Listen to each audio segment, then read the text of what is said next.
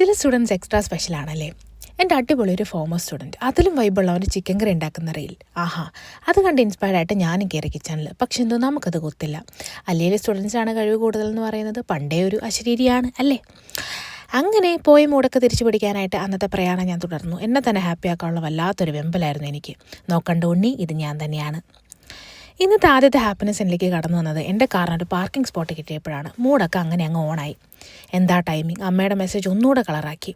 എല്ലാവരിലേക്കും പ്രകാശം പരക്കട്ടെ എന്ന് വിചാരിച്ച് ഞാൻ എൻ്റെ ക്രിയേറ്റിവിറ്റി വാരി വിതറി. നന്മയുള്ള ലോകമേ.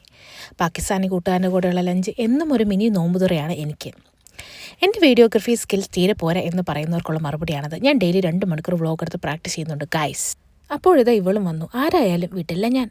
അങ്ങനെ മഴയും സ്റ്റാർട്ട് ചെയ്തു. മഴയായാലും എന്താ, ഫ്രണ്ട്ഷിപ്പിലൊരു കുറവില്ല എന്ന് പറഞ്ഞുകൊണ്ടതേ അതാ നോക്കൂ 2 പേർ. അയ്യോ, റൊമാൻറ്റിഫിക്കേഷൻ. അങ്ങനെ മഴ കണ്ടു മടുത്തപ്പോൾ കുറച്ച് നേരം കാപ്പി കുടിച്ച് മടക്കാമെന്ന് വിചാരിച്ചു. അത്യാവശ്യം മടുത്തായിരുന്നു കേട്ടോ. അപ്പോഴൊരു അപ്പൂപ്പൻ്റെ ജെൻസി ആവാനുള്ള ശ്രമമാണെന്ന് തോന്നുന്നു.